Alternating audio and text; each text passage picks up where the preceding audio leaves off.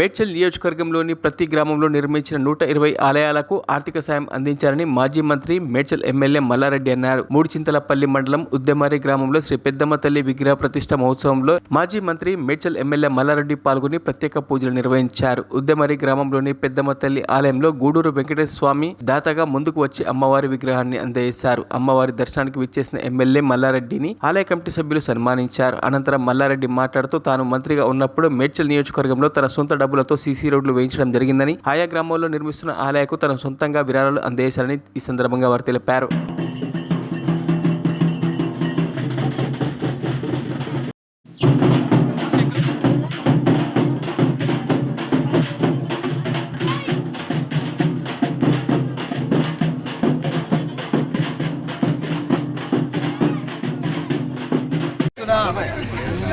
మేడ్చల్ నియోజకవర్గంలో ఎక్కడ పోయినా ఏ గ్రామం పోయినా చాలా సంతోషం అనిపిస్తుంది. ఎందుకంటే నా జన్మ ధన్యమైపోయింది.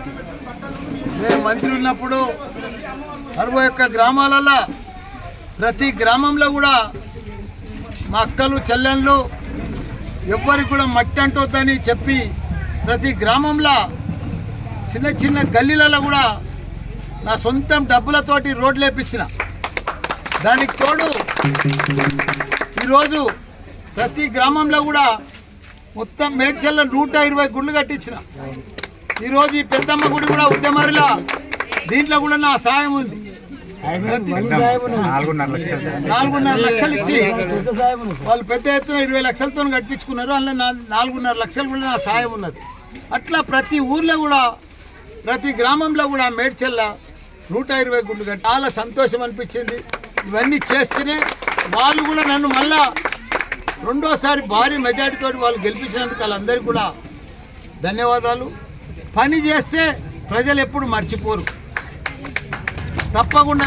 అది నేను అబ్జర్వ్ చేసింది కూడా. ఎందుకంటే మనం ఇప్పుడు చూస్తున్నాం, ఎక్కడ పోయినా ఇవాళ జవాన్ నగర్లో గుడి ఓపెనింగ్ ఉంది, దాంట్లో నా సాయం ఉంది.